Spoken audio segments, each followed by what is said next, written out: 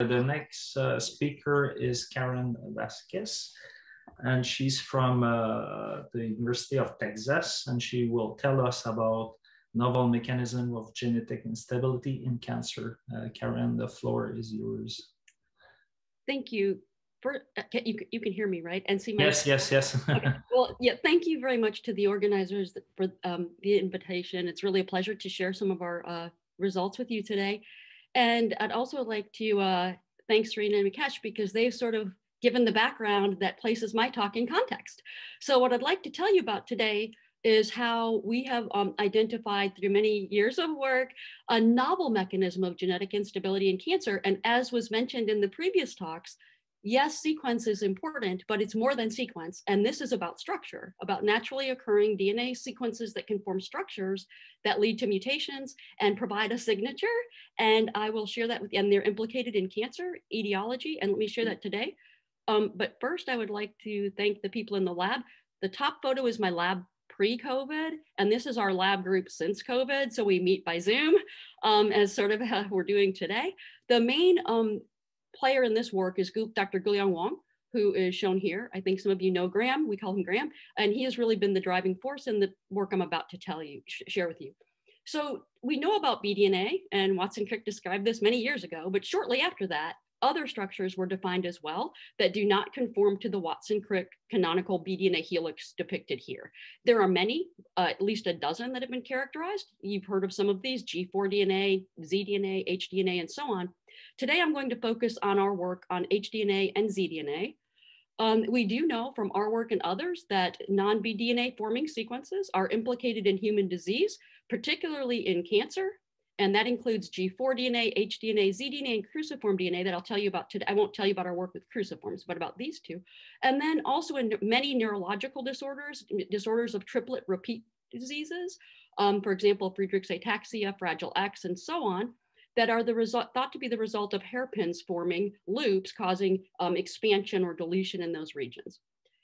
And we now know that non-BDNA forming sequences are actually active elements in the genome.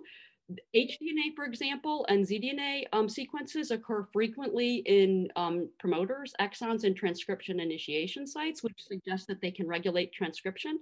They've also been implicated in regulating replication, homologous recombination, and our work that I'll tell you about today is how these have been implicated in genetic instability. We originally thought this because we heard about nucleotide excision repair that processes UV lesions, and nucleotide excision repair processes nearly every bulky adduct that's ever been tested, and many groups, including ours, found that these lesions were recognized based on physical or chemical distortions of the BDNA helix. So then our next question, 20 years ago, was, well, what about these? These are naturally occurring structures that don't look like BDNA. They look like distortions. So would these be recognized and processed by repair pathways? And after 25 years of work, I'm happy to say yes. The answer is they are processed by nucleotide excision repair. They're mutagenic.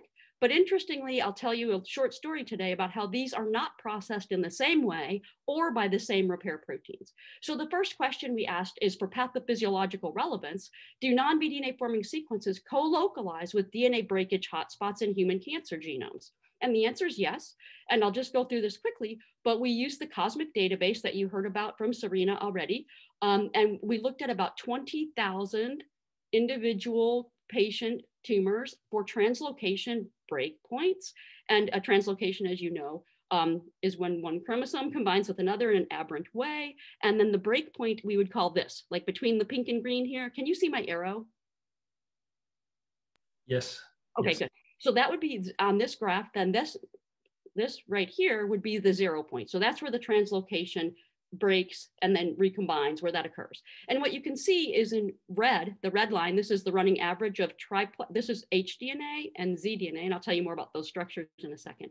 But the hDNA, we designed algorithms to search for these sequences because they can only form at certain repetitive elements that I'll tell you about in a minute. But what you can see is that in translocations versus control DNA, how often do we find something that looks like this or something that looks like this? And what you can see is they're highly enriched. I mean, the p-values are tremendous because of the high numbers that we have here.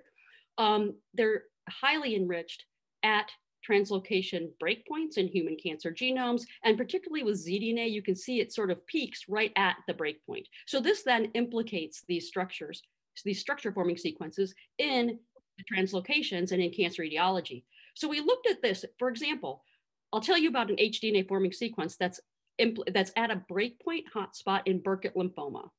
And that's in the c-Myc promoter region. You can see, this is from a review we wrote a few years back, but you can see all of the potential non-B forming sequences within the c-Myc promoter. It's just full of them. And this isn't all of them. But what we did is we looked to see if these sequences were found in the COSMIC database, where we looked at the hotspots, and we found these, including this one. And this is what I'll tell you about for the rest of my talk. As I mentioned, this is a hdNA forming sequence, very short, and it's at a translocation breakpoint in Burkitt lymphoma in a patient. hdNA was first described in the 1980s by Sergei Mirkin and Frank Kamenetsky. And what hdNA looks like is a triplex structure, essentially. So you have three, so here's your Watson-Crick hydrogen bonded GC, for example, and then through the major group, sort of depicted here in the blue strand that's folded back in the major group of the blue and yellow, is another guanine can interact through Hoogsteen hydrogen bonding to this structure, forming a very stable three-stranded DNA structure. These occur at mirror repeat sequences. That's the requirement. And they require negative supercoiling to form. And they occur quite frequently, about 1 in every 50,000 base pairs when we design algorithms to search for these in genomes, in human genomes. But when you think about a 3 billion base pair genome, that's quite a bit. So the question was, are these mutagenic? Is that breakpoint that's right here, shown here, that sequence that I showed you in the c-Myc gene at the translocation breakpoint hotspot? First, we showed that yes, in vitro, it can form hdNA. We then formed a control that is only a 1 base mutation, so it disrupts mirror symmetry, so it cannot form hdNA. So we're looking at our hdNA in control. And our question was, is that mutagenic? Is that causing the mutation? That's why it's enriched at the breakpoint? And the answer is yes. And through many years of work in different systems, I'll just show you briefly in a human cell what it looks like. We put these sequences in front of mutation reporter genes in mice or in human cells.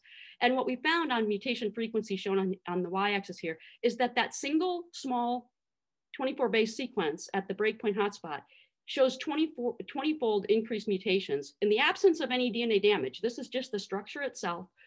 Induces mutations above background.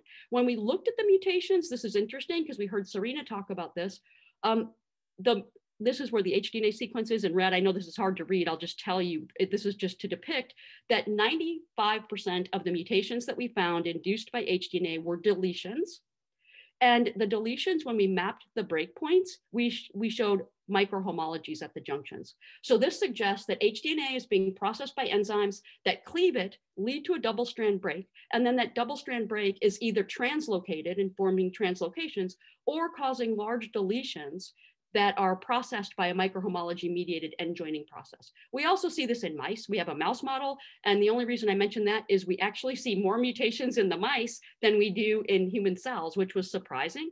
So now we can use the animals. We're looking at obesity, the impact of obesity on these genetic instability hotspots, and of aging.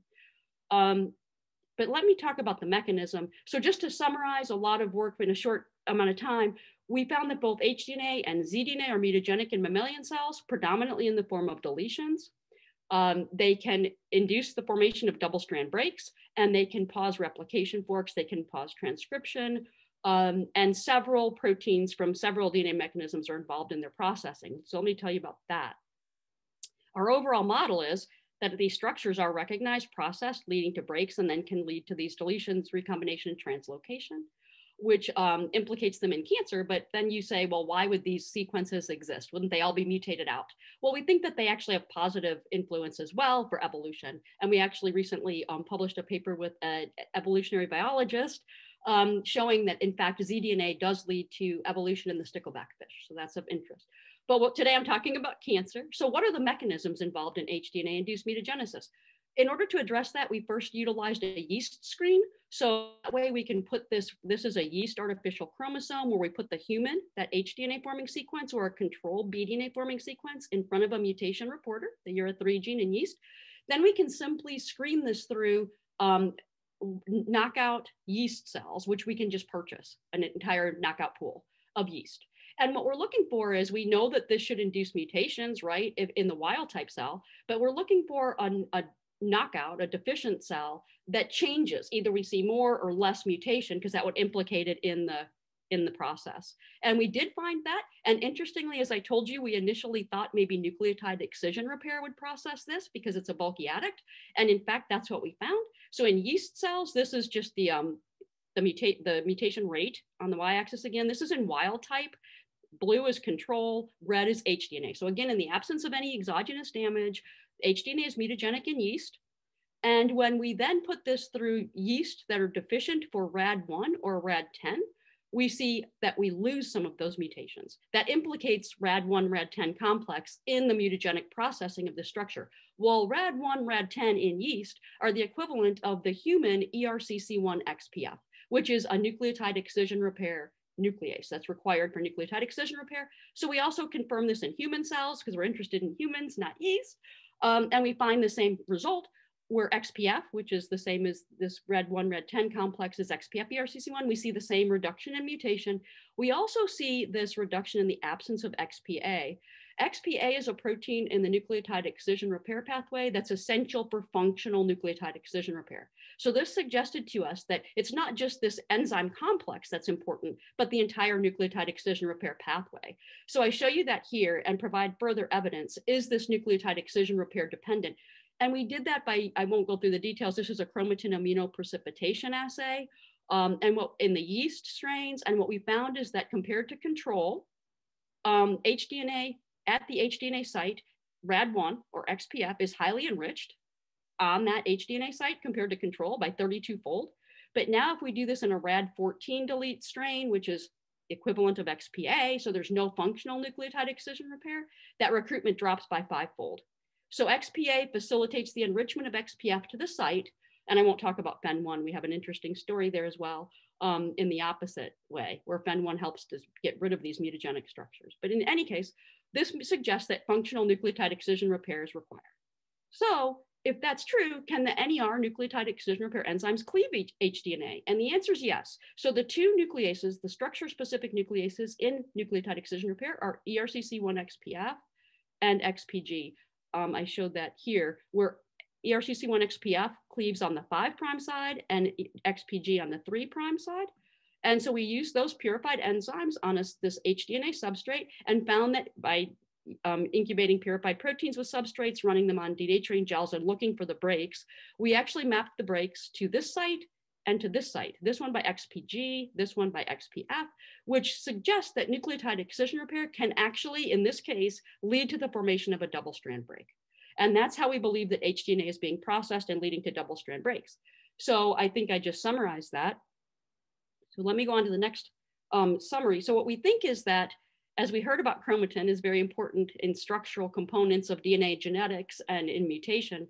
What we think is that our work and others have also shown that hdNA and zDNA are difficult to wrap around histones. So they're being placed sort of in the linker regions of the DNA, where they're more susceptible to cleavage. And what we think is when this non-B structure forms, hdNA in this case, that the nucleotide excision repair proteins recognize it as a bulky adduct, as a damage. So they try to process it. But because there's that third strand folded back, it's actually cutting on the opposite strand, which nucleotide excision repair does not do. It normally cleaves on the same strand.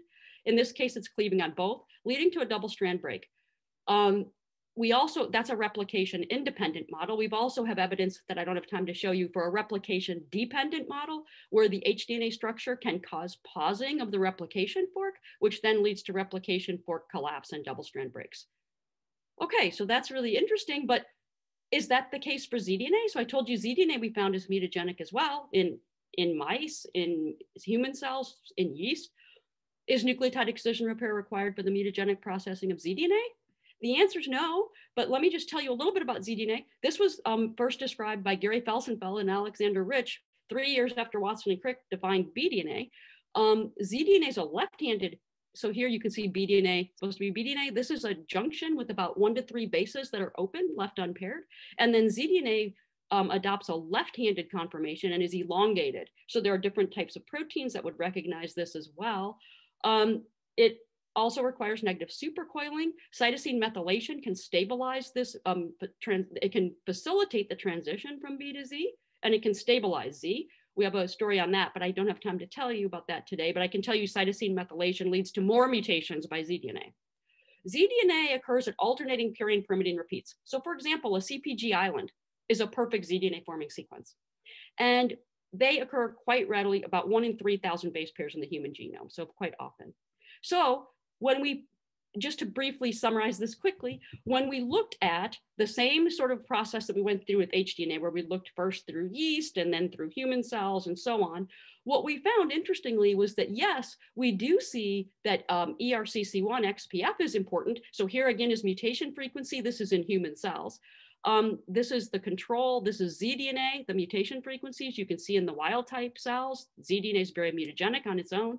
When we deplete XPF, actually this is from an XPF patient, but cell fibroblast. But when we look at in the absence of XPF, those mutations drop, meaning that it's implicated in causing those mutations.